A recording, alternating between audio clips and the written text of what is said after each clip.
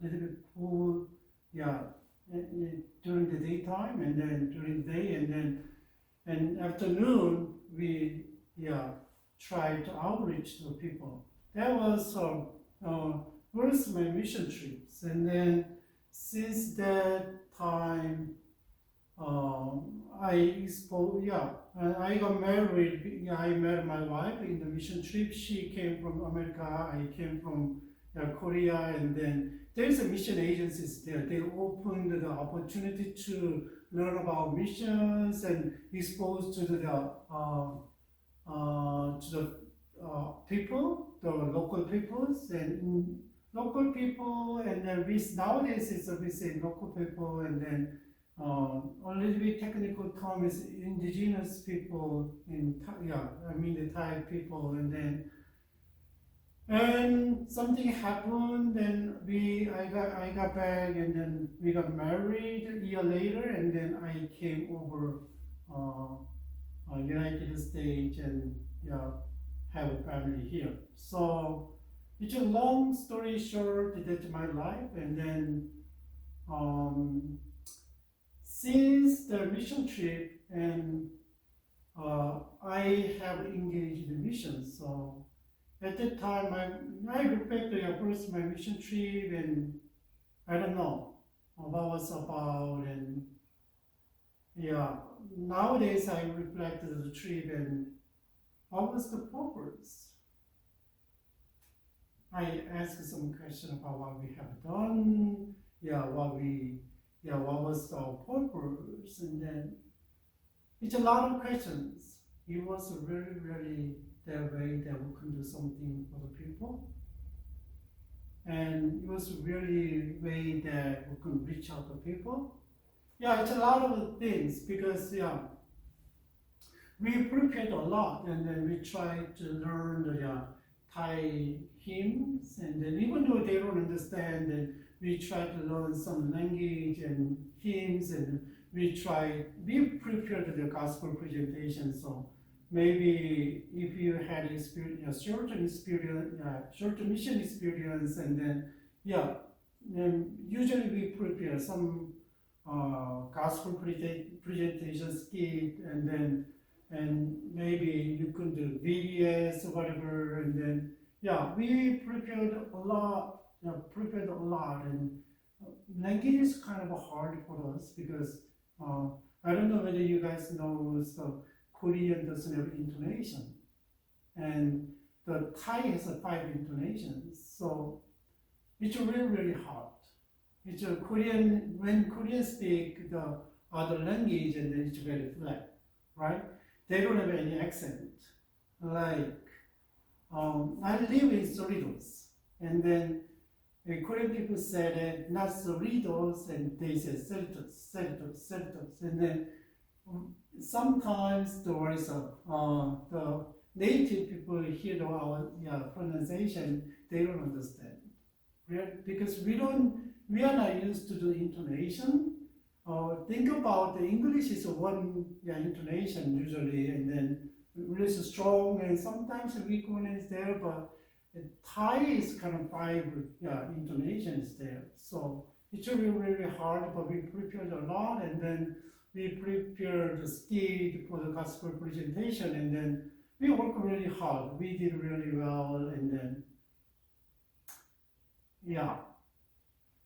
that was my first mission trip. So I don't know whether you guys had a mission trip, and I don't know what kind of experience you guys had, and I don't know how you engage in the local peoples, and what kind of ministry you did in mission trips, and then how you guys prepared, and how after mission trip, and how you guys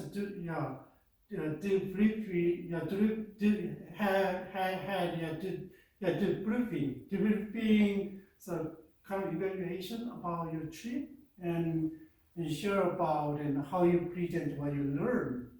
A lot of different process, and then after that, and then I don't know how much the mission trip, the short-term mission trip, help you to get engaged in missions, and when you come back, and then I don't know how long you guys plug into missions and just once that mission trips once always foreign trips and just exposure on other cultures and then that's it. Yeah, that's my dissertation about that one. So I study about the second generation second generation millennial Korean Americans who had a mission trip, right?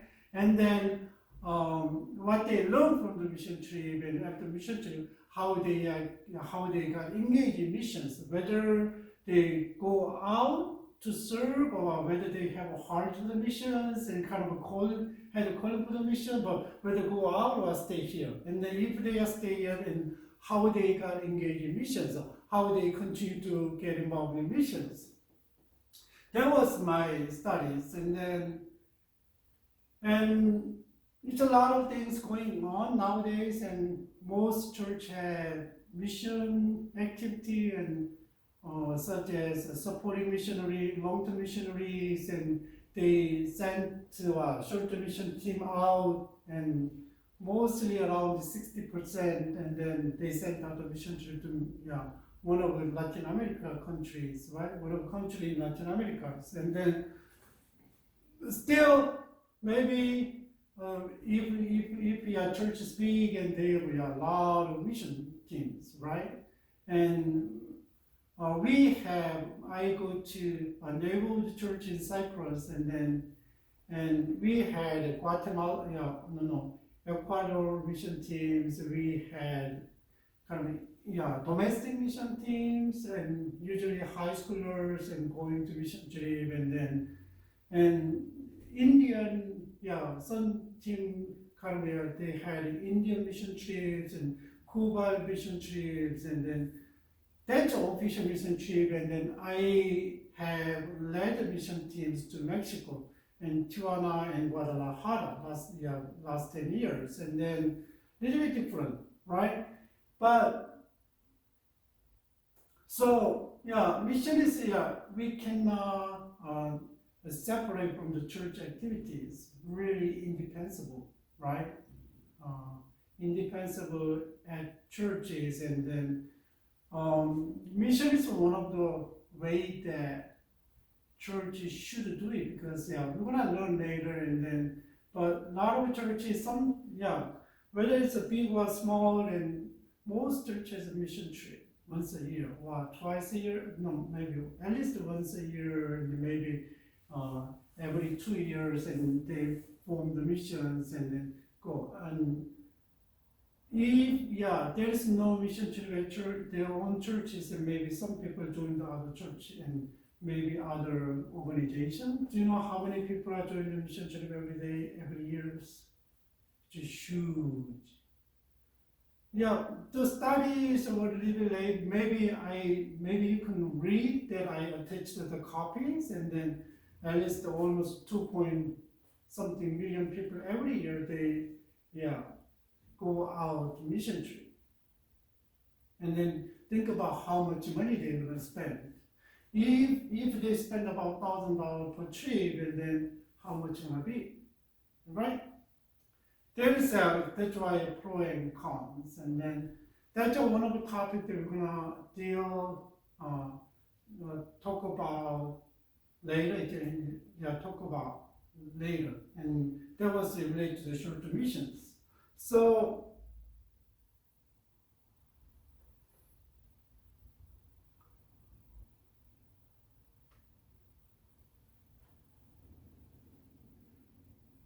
I try to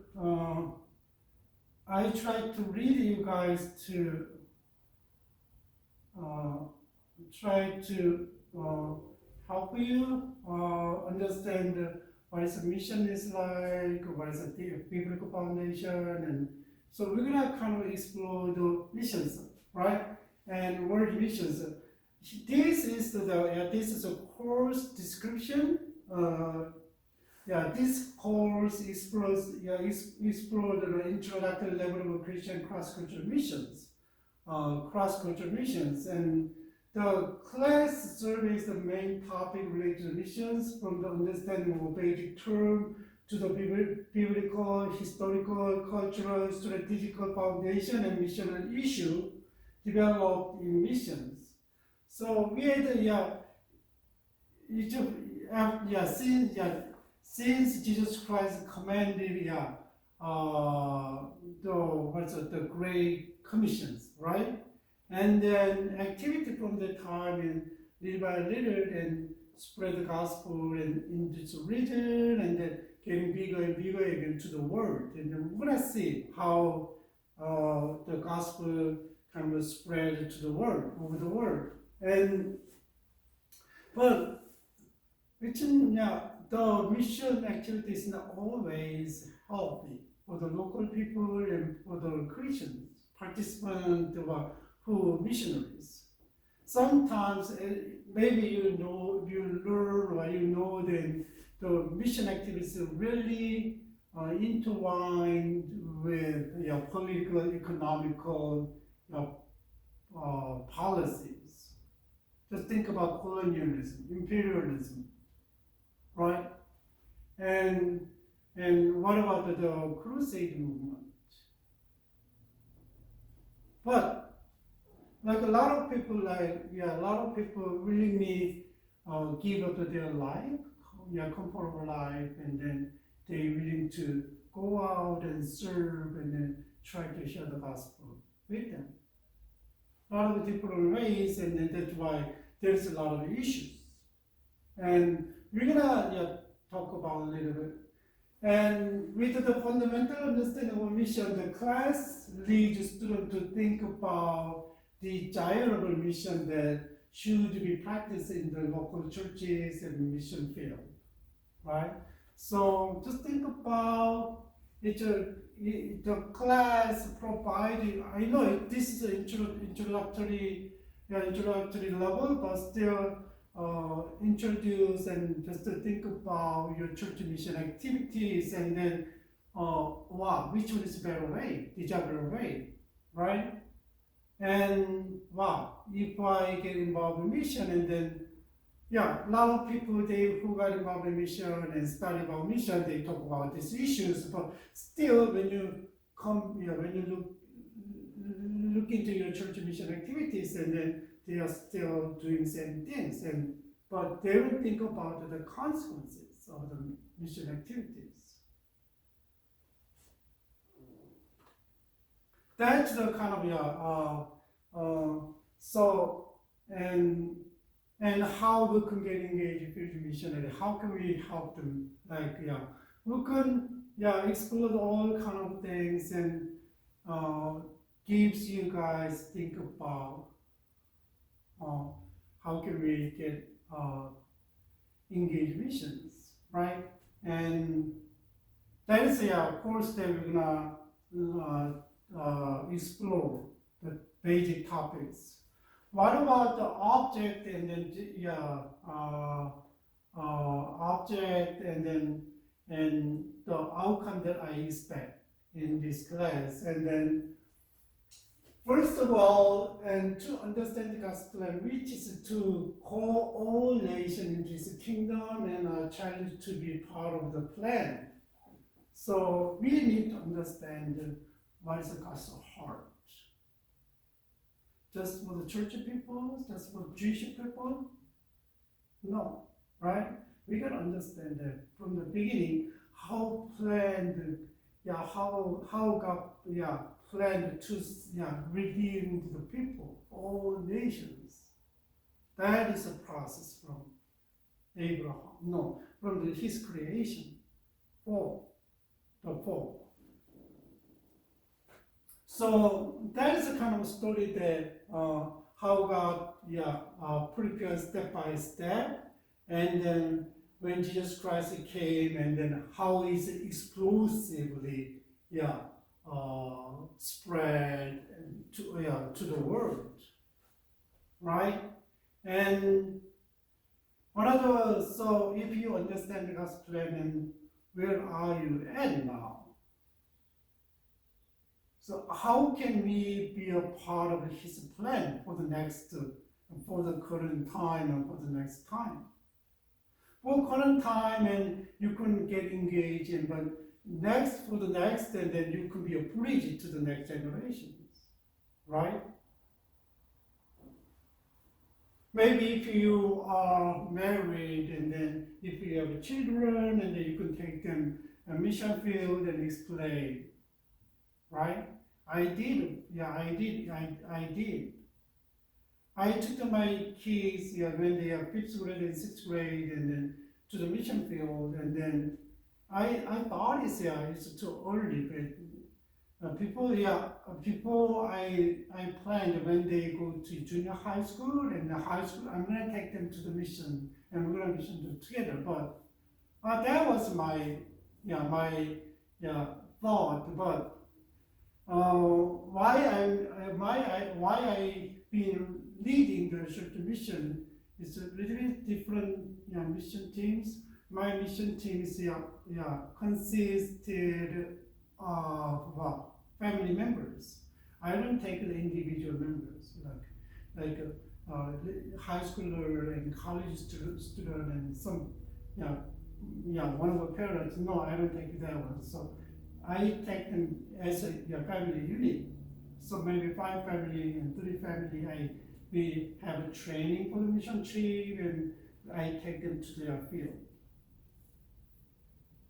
So I needed a media bridge, right? And try just take my kids and as a family every summer instead of going to vacation.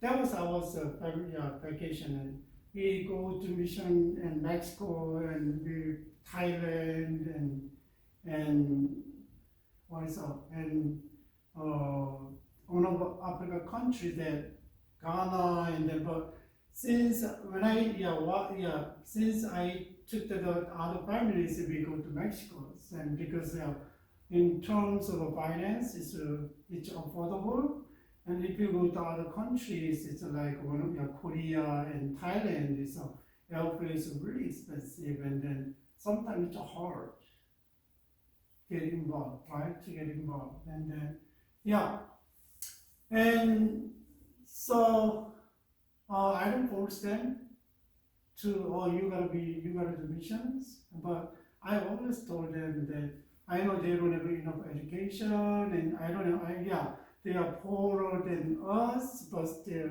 I always told my kids, respect them. They have human dignity that God created, because they are created in God's image. But God loves them to come back to God and worship Him. So that's why we are going to help them to know, to God's name is known to them, and they believe God and Jesus Christ and come back and worship, right? Don't look down on them, don't ignore them, don't complain them. They are living in different environment, different society. That's the difference, right? And then they are in graduate school now, and then my old one has kind of seen what they need, and then my little one, she never thought about, she didn't tell anything about missions, but nowadays they are both of them at graduate school, and then they want to get involved in missions. Not just the mission activities, but they are thinking about sustainable mission. Maybe we can talk about later. Sustainable missions. So I want to get an idea. I want you to get an idea how can you involve in missions and how can you be a part of the God's plan. And then second, to be able to evaluate the desirable way of missions. We did a lot of mission trips, and then once every time when we go to Mexico, and then we prepare everything in Spanish. Even though we don't speak Spanish, but it's a craft and sermon and everything in Spanish. But when I kind of going around to see the other churches, always there's English banners and some pamphlets on the wall. Even though Tijuana is a very border to San Diego and very close, and maybe just border city, but they don't know English. A lot of people, even though they are in college, they don't speak English at all. But a lot of church brings the material, the leftover, and once they use for their BBS, and they take the material to kind of recycle in churches, and then they give them. But a lot of times, but the material is not understandable because they don't speak English, right? That is so. Can you say there's a desirable way that you could to work with the local people? Sometimes I know there is a translator. Maybe they have a fun time, but think about the material that you are using. Sometimes they don't have enough money to buy them. And I heard that, and when mission team come to the church, they played and they bring a lot of stuff and really fun for the kids. They 200, 300, all busy kids that come to the church during the periods. But after mission team left the place, nobody came to church. Because they say it's really boring. It's a desirable way to help the local church in mission field, and that's a big event that we done, and that's all for us or for them. Like one of the issues though, right? And think about what's the desirable way that we can do involved. And it's good for them, it's good for us, it's good for the local churches, it's good for our church. It's good for the missionary who helps us. Just think about it, pictures of we and our church, senders, right? Should be get benefits. What about local churches and the people who are in mission field? They should be benefited from our mission trips. Not in the short term. Short term doesn't help them. What is a missionary who bridges the mission teams to the local churches? Just think about it. It's good for the missionaries, good for the local churches, good for the sending churches, teams. I think that is a desirable way. So what is a desirable way? There's a lot of different ways, a lot of different issues, and we can talk about later. So at the end of the class, or maybe while you're learning each topic, maybe you can look back and examine the mission activity that you got involved in or you have watched, and right?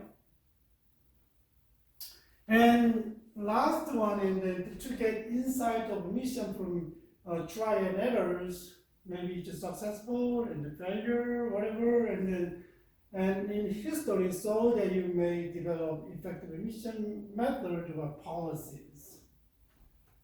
We're gonna maybe there's a lot of suggestions and see the histories, and then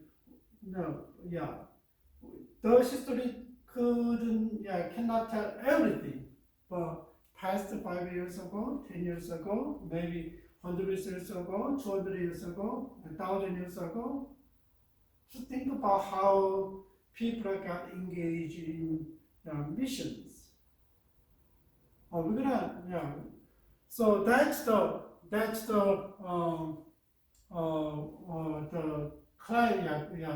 the class is aiming for the outcomes. So any question about this class? And so here is the required reading book, and this is a really introductory level book. It's an introduction to world missions and biblical. yeah, biblical, historical, practical survey, and that one is really gives you general. It's not in depth, but give you a lot of understanding of missions. And then what about the encounter theological mission? That gives the more deeper understanding of the mission. So I try to get a balanced. What's the introductory level, and maybe if you are already past the introductory level, and you can really focus on this one, right? But I try to cover the two books during the class, and then let's see how it goes. And if you are interested more, and then this is really you're gonna see. It helps to what is it, trial and errors, and the missionary and church mission teams made. And then when helping hurts, mission teams really had a good intention to help them, to serve them, but sometimes the help hurt the people, the local people. Have you thought about it? Maybe the team said it's good for them, it's good for us. That's the way that we can offer them.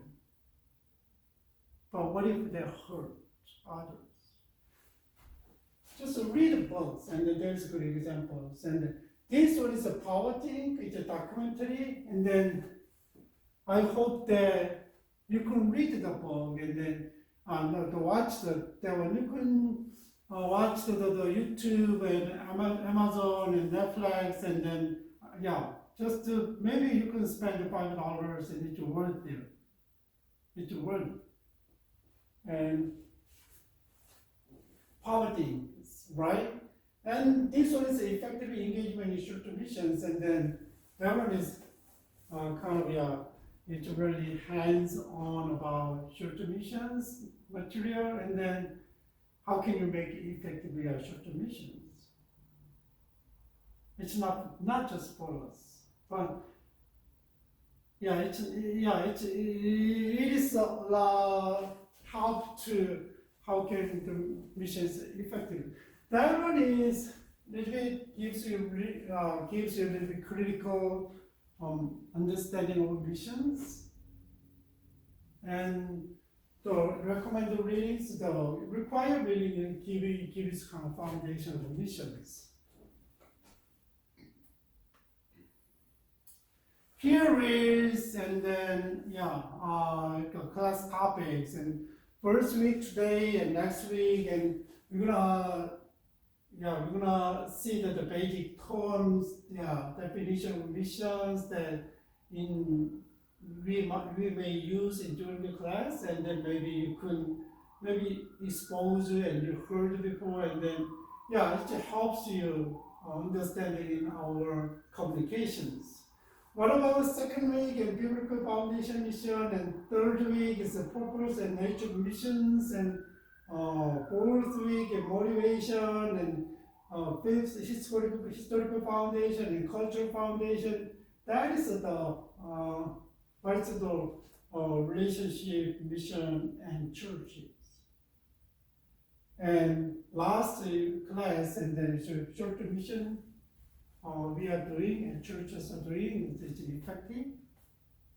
How can we make a church missions effective? So good for the local people, so good for our churches and participants, and good for the mission. That is a basic class topic that we can cover, right? And today, we're gonna learn about basic, not the basic important terms in missions, and then after that we can think about definition of mission. What is a mission?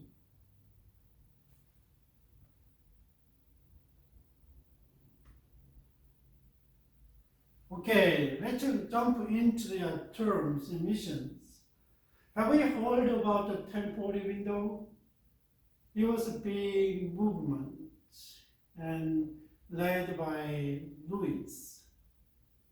And 1040 windows is like the area of the world between 10 10, bottom part, and to 10 and 4th degree latitude north of Earth's crater that stretch from the north, east, west to the what? Africa, across the Near and the Middle East and Asia. Just think about all this area. China, Myanmar, and Thailand. China is the communist countries. So India is a Hinduist country, right? What about the Myanmar? It's like a community and the Buddhism countries. Here, Cambodia, Thailand, and Vietnam is the communist countries. What about the Middle East area? And then this area is kind of Islam is dominant, right? Whole this Middle East area. What about the Africa area? And then this area still, most countries at this area is what? A lot of Christian population is there, but still, what? Islam is dominant. Like 90% of the population are Muslims like this. So this area is kind of easy to see, right? Muslim and other religions is really dominant. And that is a temporal window. So, we gotta focus on evangelizing to mission this area. That's temporal window. So it is this part of the world that overwhelming majority of the people groups are considered to be unreached with the gospel. So most people are what? Hindus, Buddhists, and Muslims. That's why, and a lot of emphasis in temporal window. Nowadays still, just think about where you live. North America is mostly, and Western countries, and then what? Christianity is really dominant. What about this one, right? But South Korea is kind of a little bit different.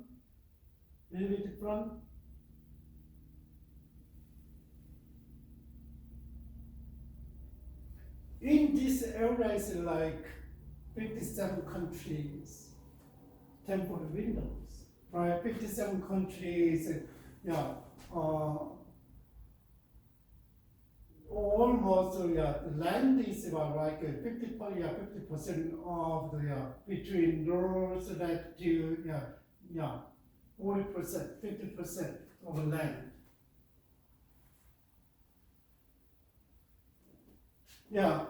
I don't know, this is a pretty long data, but 3.6 billion people, or 60% of the world population, reside in this area. But least engage, listen to the gospel, and they don't believe Jesus Christ. Huge area, so temporal window.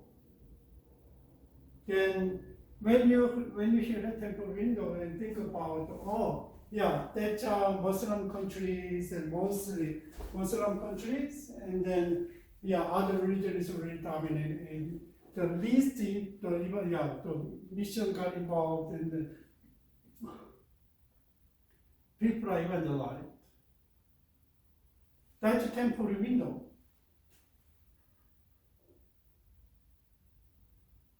Got it? We said people group. Nowadays, a lot of people think about the people group. What is a people group?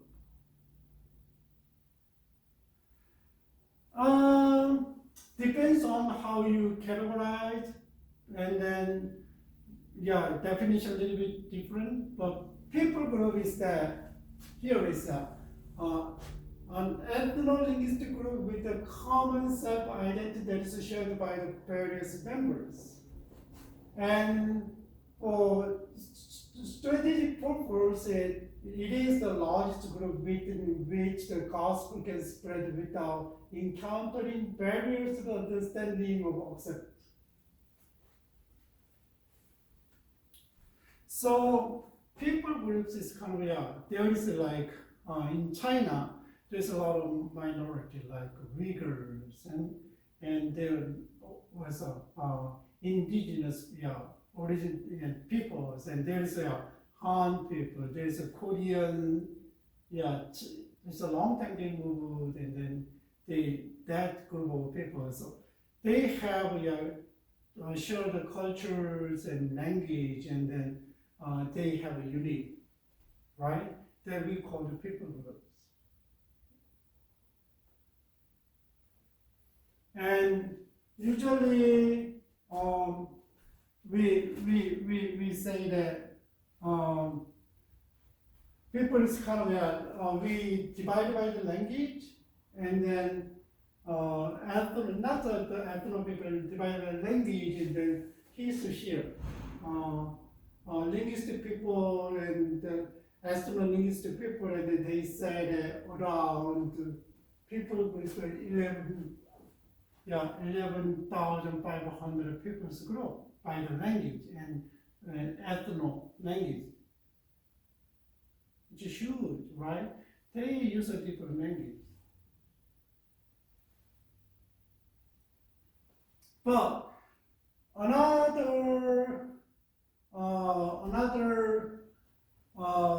they consider like ethnic peoples, countries and languages and ethnicity and religion and caste and culture. They consider their part, and then try to categorize a group of people, and then it's more than the people. This means that language means a little bit different, right? And if you go to India, how many languages? Right? A lot of dialect.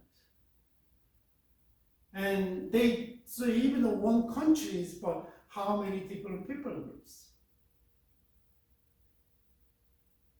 Just think about in one country has kind of a lot of different tribes like Ethiopia, and then they fight each other, and there is what the languages there. Was official languages there, and there's a tribal languages there, right? That's why if you consider language and dialect, and then just language and ethnicity, so we could like ethno-linguistic people's group, and then we have around 11,500, but if you consider the ethnicity, religion, and caste, there's different castes in India, and then what about the countries influenced by the caste, Hinduism, and then look at this, and then around 17,400, bigger. What about the consider is kind of, then when we consider the education, on the top of the education and politics, ideologies, and the historical amenities and customs and behavior, if you consider, then we call the Unimax people's group, and then it's more than what? 24,000 people. If you give them more categories and like more, it's categorized a little bit detailed, and then more people's group, right? So usually we follow this one and Joshua project, and then it's 17,400 unreached people's group, right? Whether they heard the gospel or not, and we can categorize the people. Oh, this one people group. Like here, and then in United States, and it's a lot of immigrants. And little doctors, Japanese, there is what? They have their own Japanese culture, and some of them keep their language. What about Koreatown? What about Thai town? What about Vietnam? Little Saigon. What about Indian town? Like, that's one of the people group in the United States. if you, it's easy to understand the way, right? That one is, and Unimax people is what? There's a World Mission Center in Pasadena, so Ralph Winter established and give them big impact on missions, and he passed away a couple of years ago, and still, they have. And they consider all things, and then what? About 24,000 people groups. So think about when you talk about the people groups, first of all, what? Language. And the ethnic, right? Ethno. And then little bit bigger, and then culture and region and ethnicity and then caste.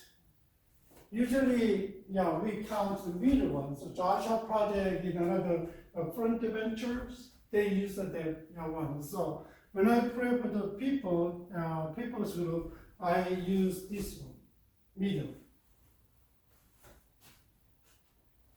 It more makes sense to me. So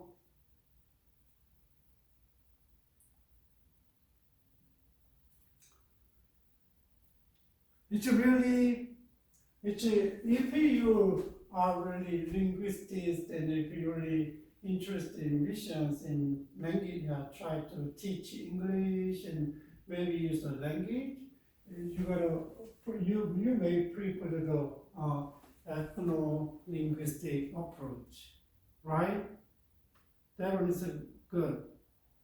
But if you are interested and then reach out to people with, and then just the religion and caste and culture considered more and more considered, and then maybe thinking about how can we plant a church. It's a really group of people. And so just more, this one is a kind of, if you go to India and then there's a caste system is there, and then they don't talk to each other and divide it. And then how can you, even though there is no partiality, no there is discrimination, and then just think about, usually we reach out to poor people and marginalized people because they are open to the gospel more than others, and then when plant a church and try to invite the Brahmins and other higher caste, they don't come to church because they are not associated with it. My wife worked in the hospital, and then sometimes Indian doctors said, "Oh, we don't get along with those people who groups," and they know their last name and they kind of categorize what kind of caste they belong to. They said it, still here. But that's a good, if you think about in culture and religion and social class and ethnicity, and then it's really considered for the church planting ministry. What about these people? If you count like more than education and politics, ideology and historical amenities and custom and behavior, and then that's a kind of, if you are really interested in education and political and ideological convictions and historical, then and consider, and maybe if you are really interested in these topics, right? Education and maybe you could consider, and then it's broad, interested. And anyway, whether you have how, it doesn't matter how count your people's group, but important thing is the there's a people who need Jesus Christ. That's why we need a strategy. And then how can we, the biblical, how can we teach the biblical principle like in caste? Who practice society, society practice the caste system.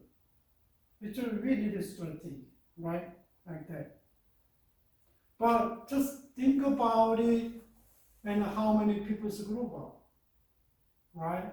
In the world. But I don't know exactly how many countries, and maybe we don't know nowadays, I don't know, maybe 250 around. But just think about 250, and then if you count in the ways of how many times. What about if you count in this way, how many times different people are living? So, already we told that, and then people who count with ethno-linguistic, and then around total people, and then 그리고 the unreached people group is what 6,008 people. And what about Joshua Project by the count, and then around 7,000 people is unreached people group. And Joshua Project is a people without people by the country, or without country boundaries, like America, right? And then like 4,400 people groups unreached. So US media consider all social, like more bigger factors, and then around 8,000 people are unreached. What is the unreached people group then? How can we define the unreached people group?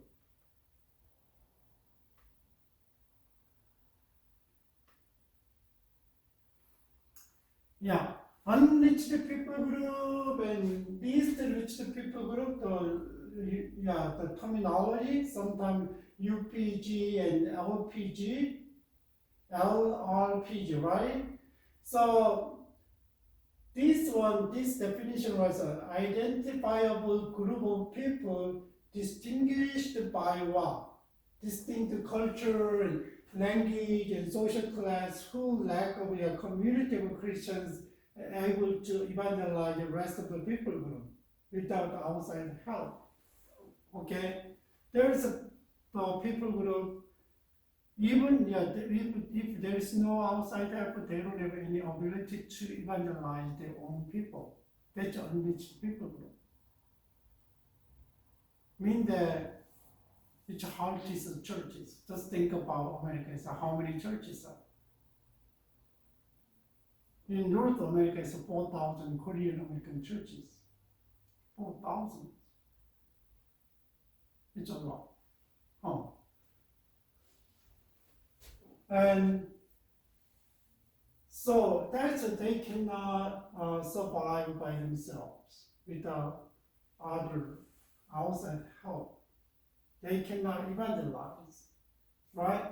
And the only opportunity for the people group to hear about salvation through external witness, right? External witness.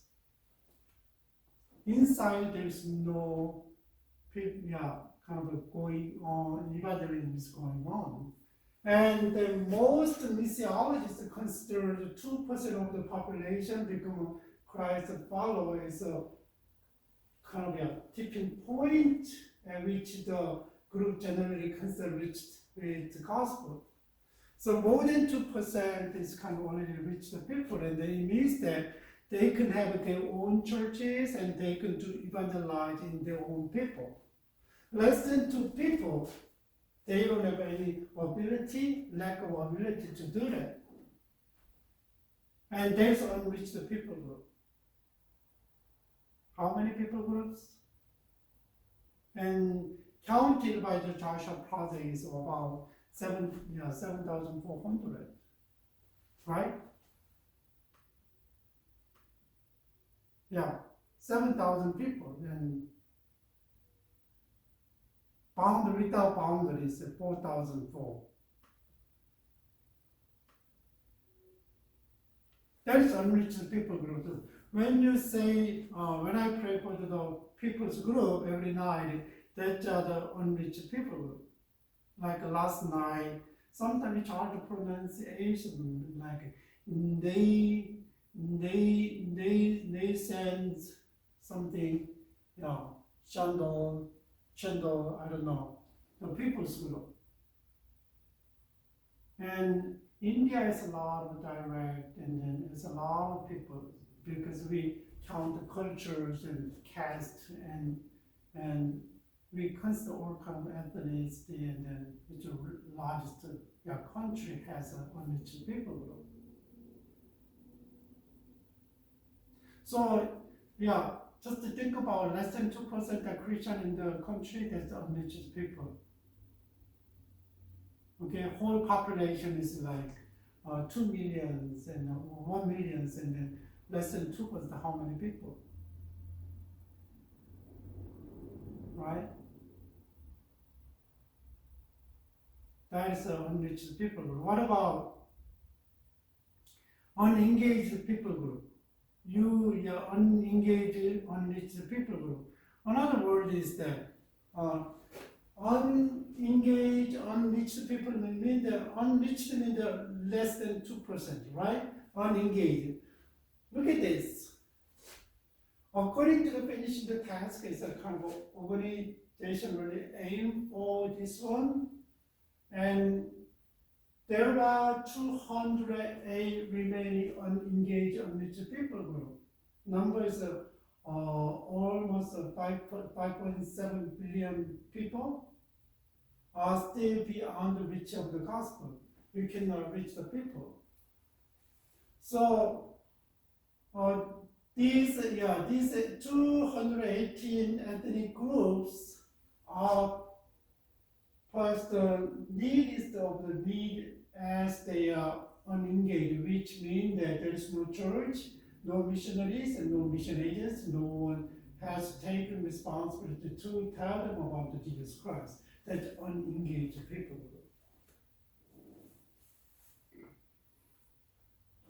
No missionaries, no churches. But less than 2 people. Ironically, I know it's old, I don't know the updated statistic, but according to the U.S. mission centers and rock winters, and they said around 70% of missionaries are already established and then engaged people groups. So unengaged, unreached people group really hard to do that, around 30% of missionary in the world. Just think about it, unreached people group, like a lot of people are going to Western countries. American missionaries go to Western countries a lot. But if we Koreans and other people from the other kind of developing countries like the South, and they don't go to developed countries, Western countries. Usually they go to hardened areas, but not everybody. Just think about Mexico, right? And Mexico is a kind of already Christian population is around almost 10%, and then they already reached the people. But do you know how many missionaries are in the country? I know they are sending the missionaries, but in Tijuana is a borderline. I don't know exact numbers of missionaries, but sometimes they had a kind of missionary meeting, Korean missionaries, and then one of my missionary I work with, and then he's in Tijuana. It's around more than 50 missionaries in Tijuana, Mexico. But to think about unreached people, no missionary, no churches. right? No animation agents.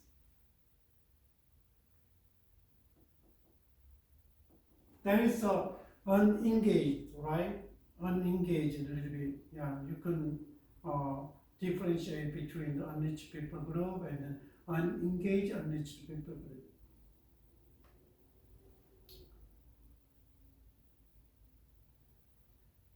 Here is the kind of a big picture of the how there's a international mission board from the Southern Baptist. There is no there is every organization and agents and count and little bit different, but not exact same. But here's a rough idea about how many people groups and how much engage, how many percent of the population of total, and then you can see the one.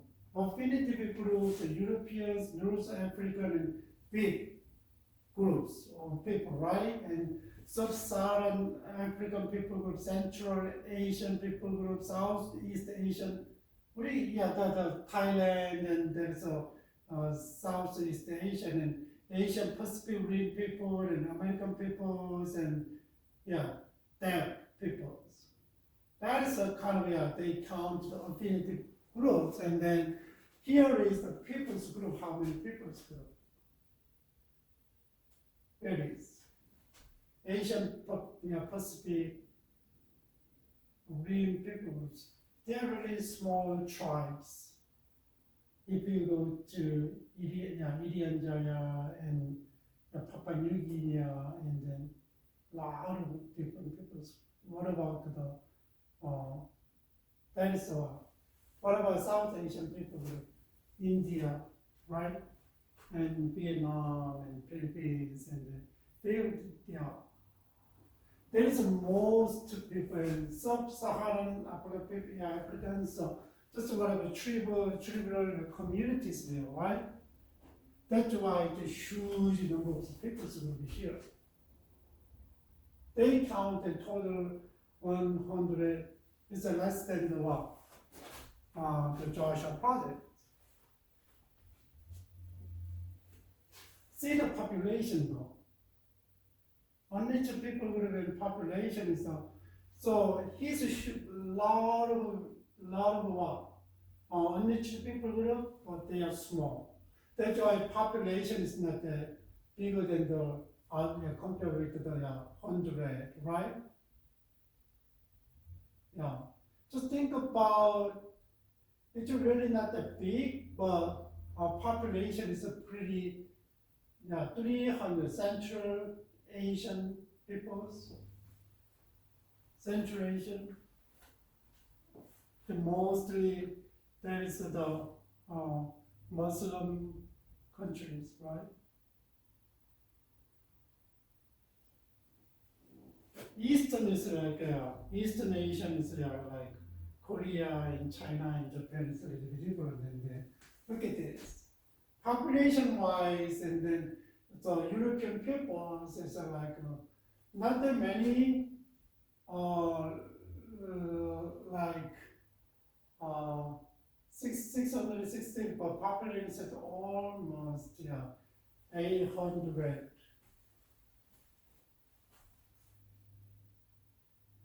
Right?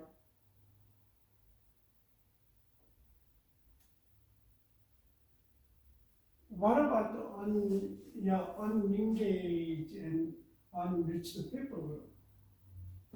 Central Asia is a big, but I already told you in India, the South Asian people is the biggest population because they divide by culture and language and their social class. Yeah, it's really helpful to understand which part is more and people's group and unreached, unengaged and unreached people group. So biggest one is what? And Southeast Asia. But even though think about Asian Pacific Rim people, it's a lot of the Pacific Islanders, and then they already a lot of people worked, and already they have churches and Christians. So one of my friend is, he was my professor, but not now, and then he served in one of the Pacific Island, the Tarnac Island, 10 years. I never heard it before. Yeah. There's a population though. Population. Look at the population, is a huge population, right? South there's area. But one thing is that I know it's a lot of, why is it so important? We calculate and how many people are reached, unreached, and unengaged, unreached people group. Why is it so important to us?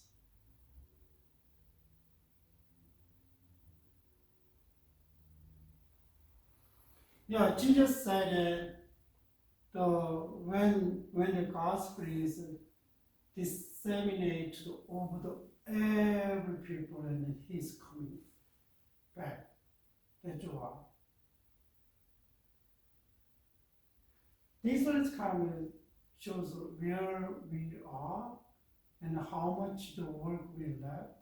Nowadays, even though we don't reach, there's no way, and then we could, nowadays a lot of organizations, mission agencies use the social medias and technologies.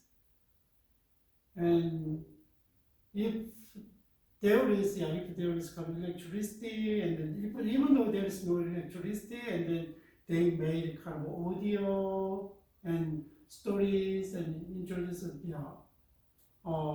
gospel and send them and spread. There's a way though. So I don't know when we're gonna finish all the tasks left. It's a huge people group, and just think about total populations.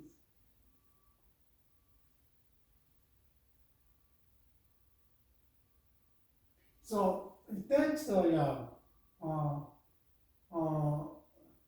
population is right, and almost this one is 2021 January, the statistic, and we can see how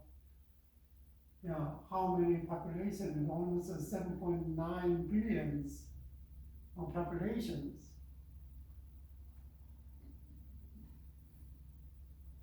It's not a big though, but almost 3.5%, but think about, still it's hard to reach. That's why try to remember the temporal windows. Temporal windows are really a lot of people's groups are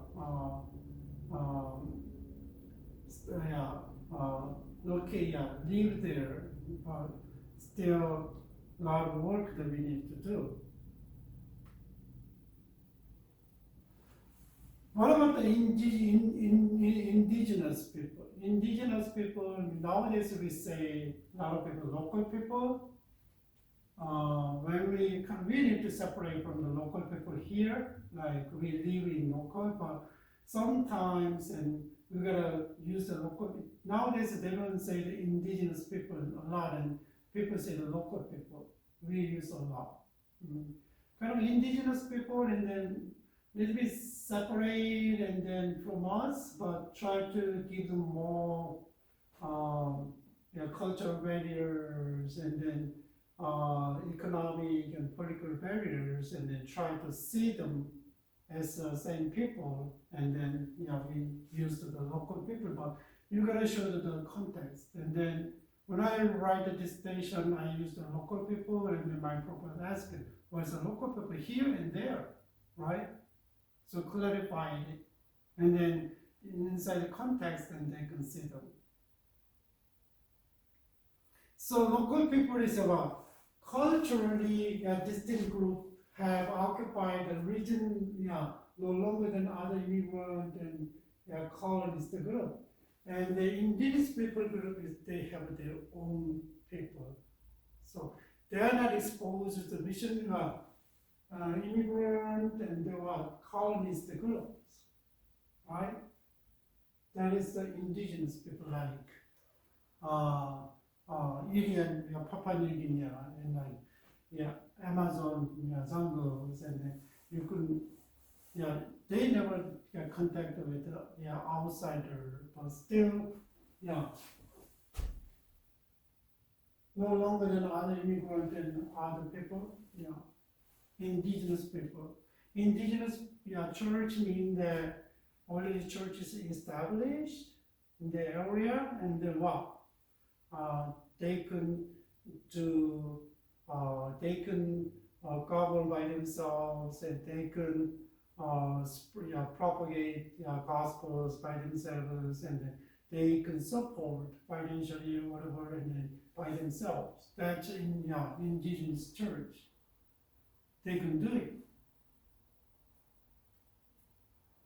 Indigenous missionaries, it means that the people who kind of reach out to other people groups to reach out to people in other groups, and then that's indigenous people. And then when I was doing the youth ministry here, and then we are supporting some Indian missionaries, like indigenous missionaries. They converted to Christianity, and then they got trained and then go to the other people group and try to share the gospel and teach the word of God. That's indigenous missionaries.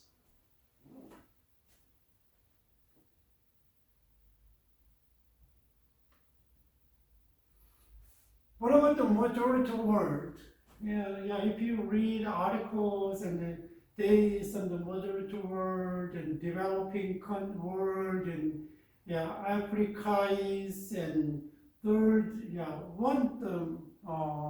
Donald McGovern, he used the Africais, African and Asian maybe, and the third word, and then two third word, undeveloped word, and then a lot of word, two third word, right? And then it's not a Western country.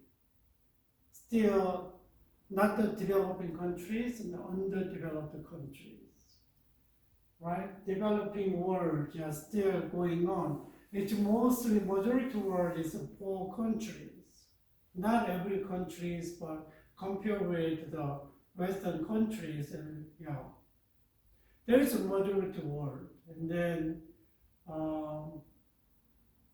this world is developing nations are politically aligned with either Western world or communist world. So it's not belong to community, communist world, and it's not belong to the Western world, right? Majority world. We use a lot in missions. So, and what about the contextualization? That is a very important thing. It's a big issues in missions. And contextualization is that bring the truth of the truth of the gospel into the context of the local culture. This involves in how one's own culture distort your understanding of biblical truth, and then taking the universal truth and then applying them in other cultures. To think about it, mean that when you go to missionaries like Korea, and then a lot of missionaries and come to try to teach,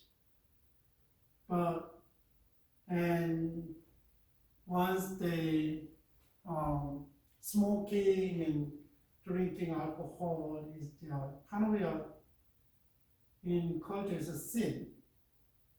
It was not a sin, but influenced by the Western culture, missionaries, and then I just think about understanding the cultural context at the time, and people are really poor people, and then like gambling and drink a lot, and yeah, and smoking a lot, and they cannot live like afford their life, meet their daily life.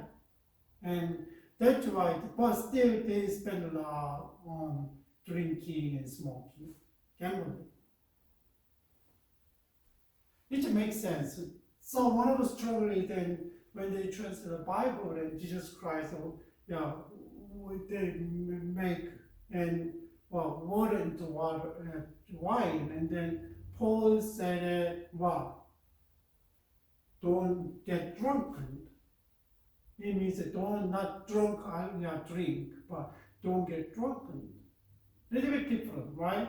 That's why. But we already Korean Christianity is said that drinking is someone is drinking, one of the church members are drinking, they are sin.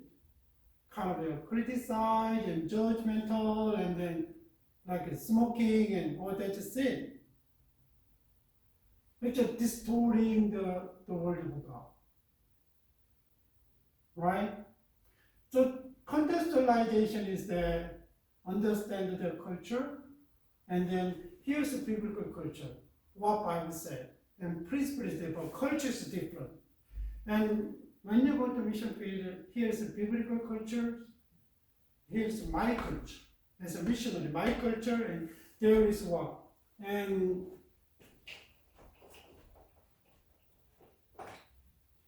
here is the three culture. Right? And biblical culture, what Bible said. Missionaries, visitors, and his own culture. What about mission field? So local culture.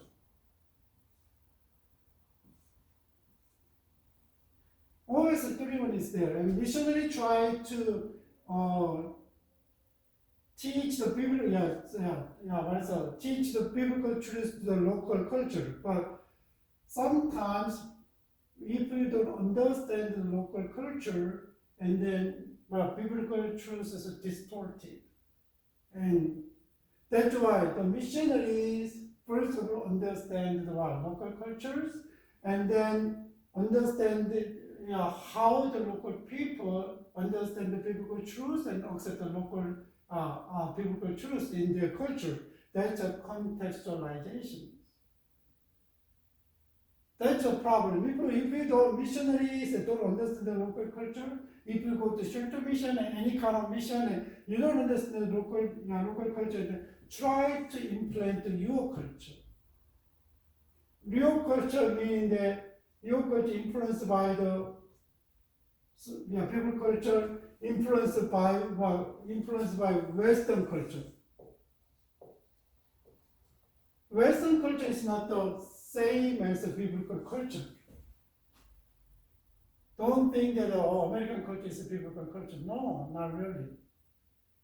American society is really individualistic, but biblical Bible, if you see that, really collective society, like Asian countries, Pacific Islanders, cultures, totally different.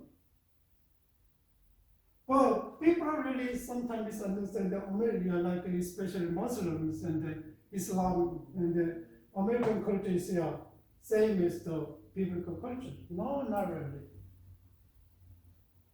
So missionary always think that what has his own things. Got to understand and try to understand the local culture, and then try to use the right knowledge to biblical knowledge to teach them in their understanding. That's a contextualization. So without contextualization, people don't understand what it means until they realize. Right?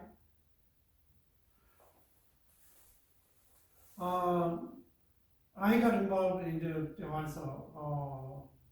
mission in Tijuana, and then I was helping the missionary, and especially I was helping the teachers training for Sunday school.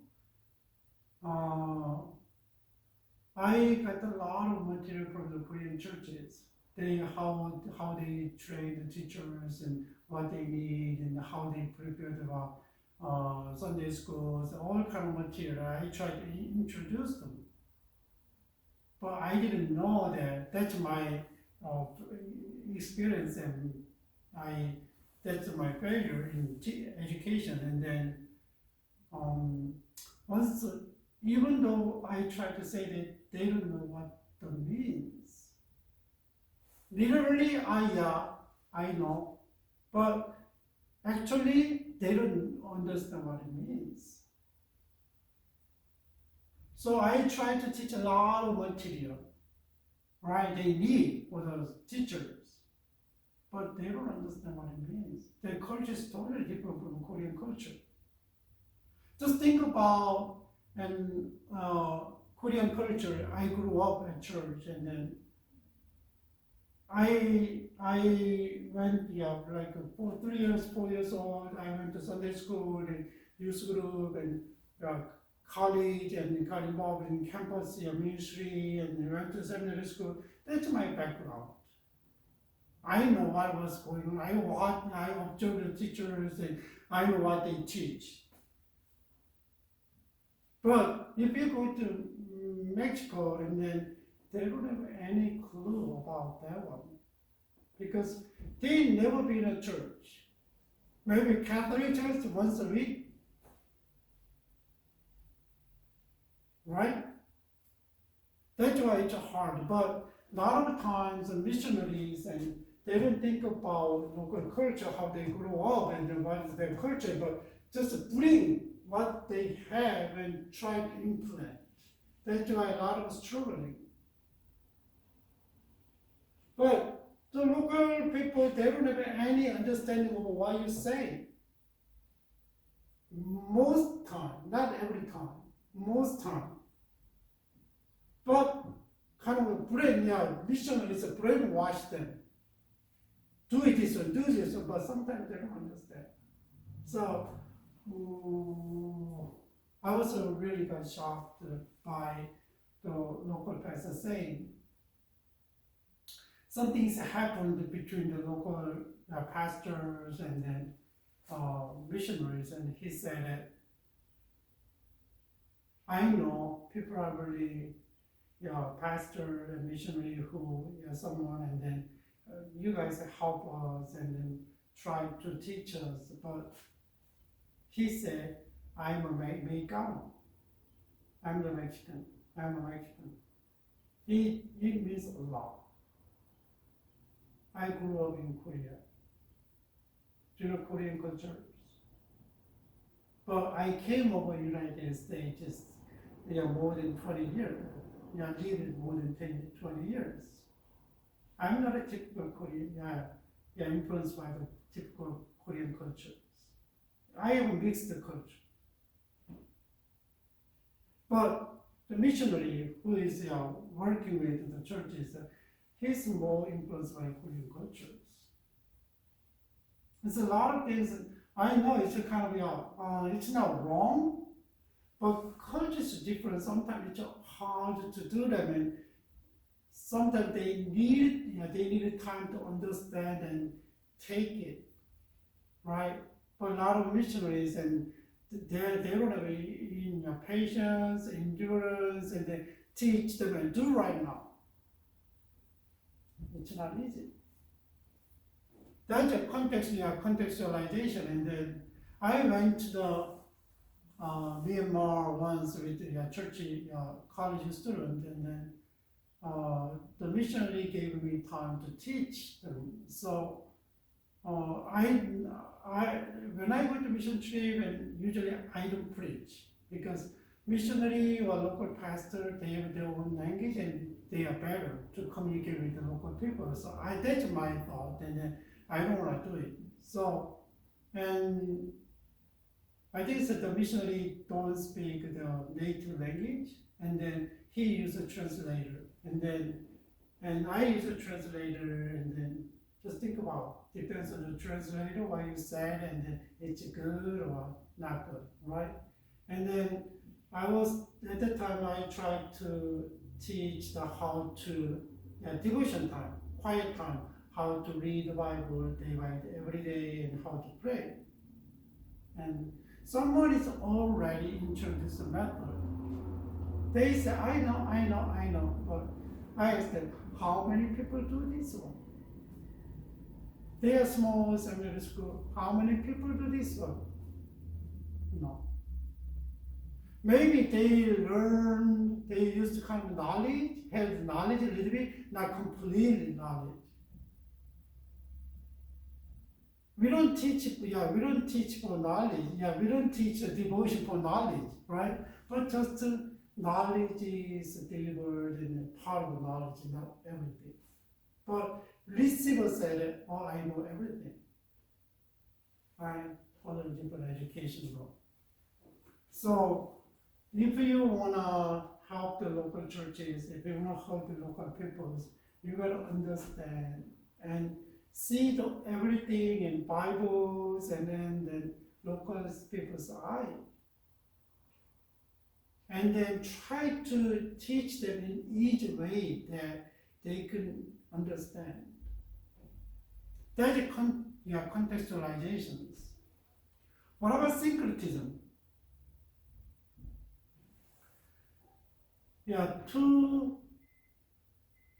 Two things are mixed together and create different things and practice different way. And I already told you about if you go to Mexico and then there's no Marys, but they have their own Mary, Guadalupe, called Guadalupe. It's a big model. So I was really surprised, and then every place and like a marketplace, and there is kind of a small place. They put the statues and then they pray. Mary is always big, and Guadalupe is big, and then what? Jesus is the baby. Whenever people have time and come and then pray. So maybe you can see that a lot of people in the car, they have a kind of Mary statue, but a little bit different. Like there is people and a little bit darker, and then sticker, you can see that there is a Guadalupe. So a lot of sometimes local culture and biblical culture and kind of mixed and create different things. That's a syncretism. Lose the words of the essence of the biblical truth. That's a syncretism, which is really dangerous, though. Dangerous.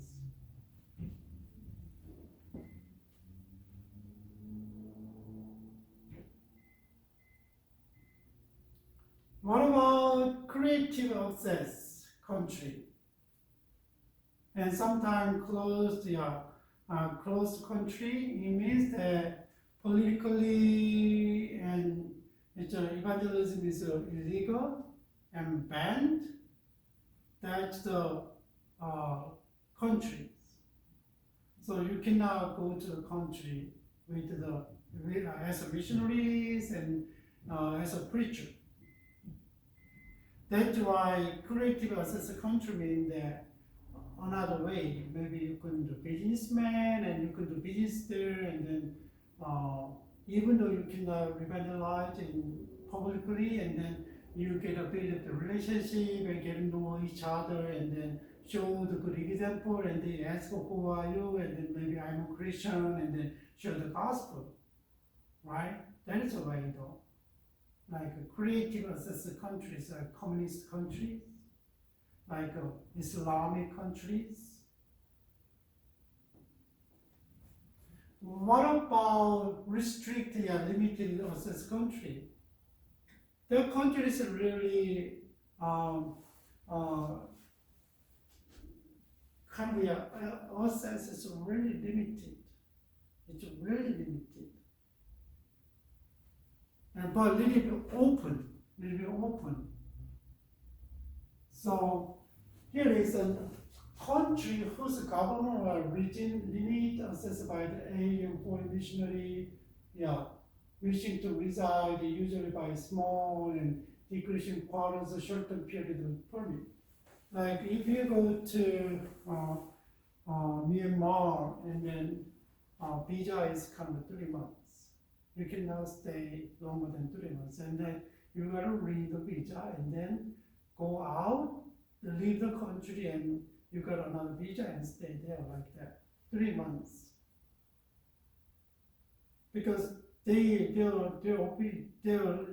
what's the biggest religion is Buddhism, but recently by the military dictator, right?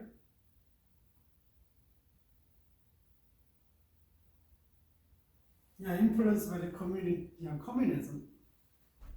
There is a restricted, limited access to countries. A lot of countries like that. If you go to Korea and then foreigners like I have American passport and then 1 month is free, right? But if you want to stay longer than 1 month, you need to get a visa to stay. I don't know how long, but a lot of people, foreigners come to like Koreans come to America and then the visa is maximum is 3 to 6 months. Traveling visa is 3 months. Maybe a student visa is like 3 or 4 years like this. It's a little bit different. A working visa is different, right? What about non-residential missionary? Usually missionaries go to the country and stay and live and try to help the local churches and try to evangelize the local people after learning the language and culture. That's a traditional missionary. So you stay there, country there, but somehow you cannot stay to the countries. Country like restricted and country doesn't allow stay missionaries and kick them out. So they cannot do any mission activities in the countries. And then non-residential missionaries and they cannot stay there and then they stay neighbors country who allow to stay there and then try in and out, maybe different way and doing the mission work. That's a non-residential missionaries. I don't know, but just think about a lot of countries send the missionary to China. A lot of churches and send the missionary to China. It's a lot, and then nowadays they kick them out, and kind of a persecution of the local churches. And then I met her. Who was kind of who is a missionary for China, and then he said that he didn't. Something's happened in China right now. How are you guys doing? And then he said, I don't stay in China anymore. I stay in Hong Kong. But nowadays he cannot stay in Hong Kong either, right? And then he already said that last time Hong Kong is kind of independent under the British regime, and then political power, and then but still independent, and then and then he stayed in Hong Kong, and then he established all the mission work in China, and then run by the local leaders, and then just communicate and support the local leaders, and then he is still doing the mission work like he's a non-residential missionary. Like that.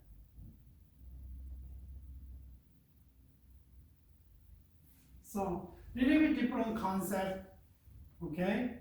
And nowadays kind of non-residential missionary is kind of growing, but depends on your mission agency's policy. But like a lot of Korean mission agencies, and then they stay, like United States and then home country. Maybe they work in the home country, but they don't consider missionaries. And a lot of major mission agencies, and if they don't work missions cross-culturally, and they don't consider missionaries, and then, but still, getting more the residential missionaries, because the countries are kind of closing the door for, to the missionaries, and they cannot stay anymore, and but they need to do work, and they in and out, and they work, right? The non-residential missionary is another term. What about the tent maker? Tent maker, it means that cross-cultural, like missionaries, cross-cultural worker, but they are not missionaries, but they want to be witness in other countries, and then they have their own job, and they make their own, meet their own need, and then work there, like a professor and engineer, and they work there, and then medical doctors, and then they paid by the company or institution, and then they still live there, and then supporting themselves, by themselves, and then try to introduce the gospel. That's tent maker. Paul did, right? Apostle Paul, and he made a tent and provide his own need.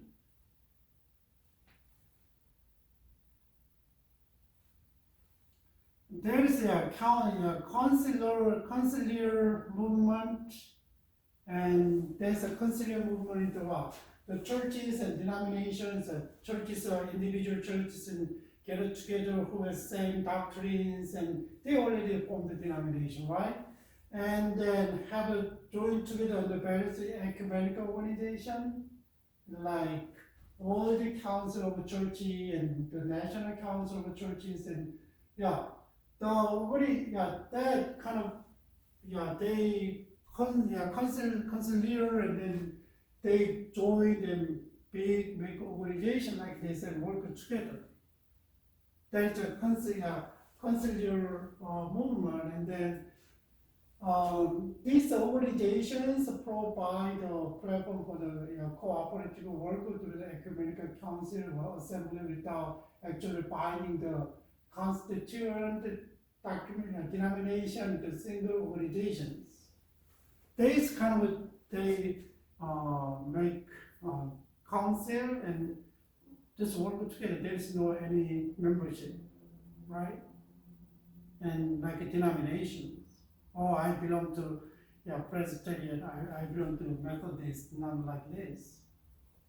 That is one of the movement, and then they have a big organization, and then try to work together, and then sometimes it's hard to do it by yourselves and by church alone, one church alone, a church alone, and then they kind of help them to make a platform to work.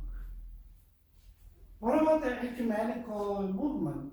A little bit different from this one. And ecumenical movement is a parallel to the council movement. It's a 20th century phenomenon of the Protestant churches and denominations working together in the context of the World Council of the Church, with the goal of achieving some kind of external unity. And that is almost the same as the conciliar movement, but a little bit different. So ecumenical movement, and sometimes people like it, but sometimes don't like it. And some have a really critical point of view about ecumenical movement, and because the focus is a little bit different though. And so that is one of the movement then, it's a lot of time to explain that one, and then World American WCC in the World Ecumenical Movement, and then there was a big organization to work together, and then conservative, yeah, and churches and denominations don't like the WCC. Because WEC and their direction is a little bit different from the was conservative. You can see. What is the holistic missions? Usually conservative really emphasize on the what?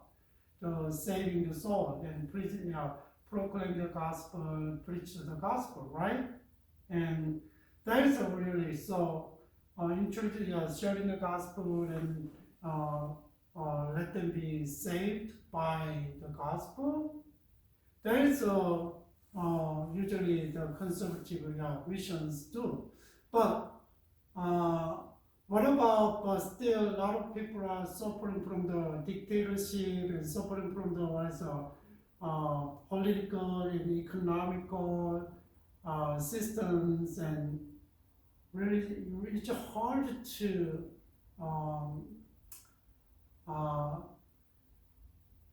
it's really struggling in life because of that. It's hard to meet their daily need. And just think about the people, okay, Jesus Christ the Savior, and it's hard to open their mind, right? And then the holistic mission is that they think about their physical need, their spiritual need, their psychological need. Put all together, how can we help the people know Jesus Christ and live for the kingdom of God? That's a holistic mission, not just evangelize, present the gospel. What about all their struggle with their life, and then how can help them to meet their daily need? Or we can provide food every day. It's a point. Maybe one of the temporary way it's good for them, but can you feed them their life in their life?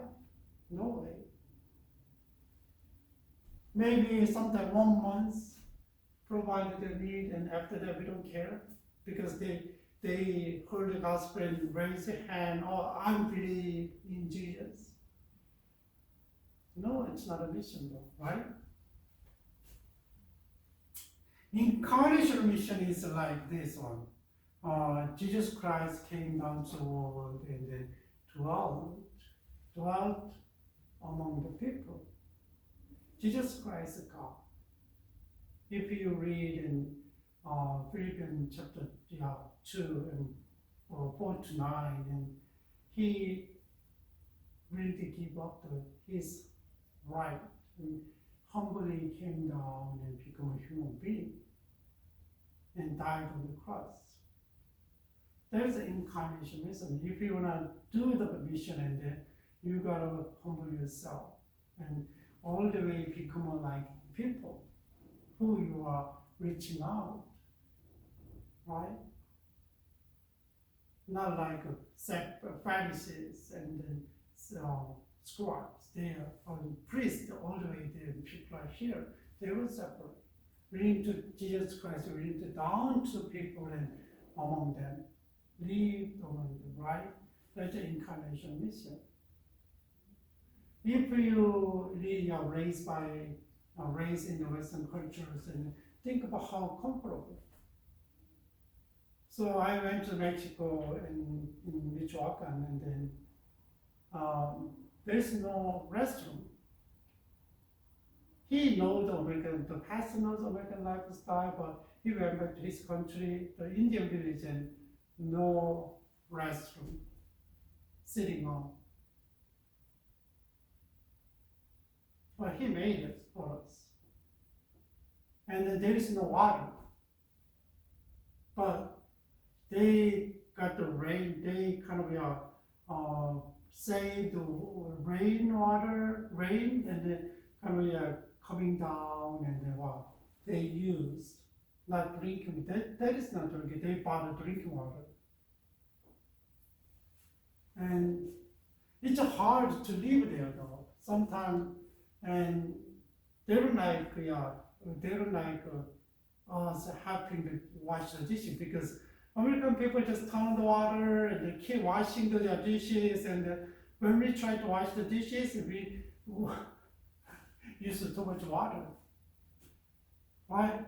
They have a lot of the containers to save the water, and then until whenever rain comes down, they have to save. But American people like us, and we go and then use too much water, they don't like it. We know that, and later on, in the first trip we don't know, and it rained a lot, and then there was the firewood. They saved them for the winters, and then, but we didn't know, and then we used them a lot.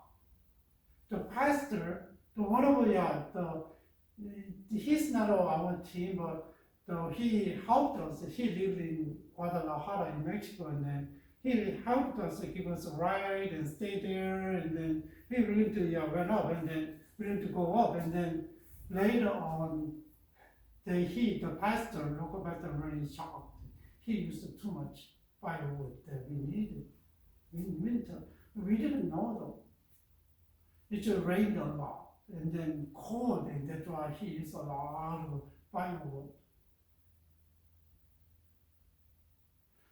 It's hard to become like that as Jesus Christ become like human being. That's the incarnation visions, right? And that's the basic terminology. And then I think maybe I want to talk about today and what's the definition of a mission. Maybe we'll go to next week. So, and understand the basic definition, and then we can jump into the biblical foundation of missions. Any questions? If you have any questions, and then you can get my emails and numbers from the office, and then if you are really interested in travel to short missions, and let me know. Maybe I might provide opportunities to see and explore, and then maybe you can I can take you guys. Okay, so it's a really interesting topic, and my heart is on mission, so maybe I have too many.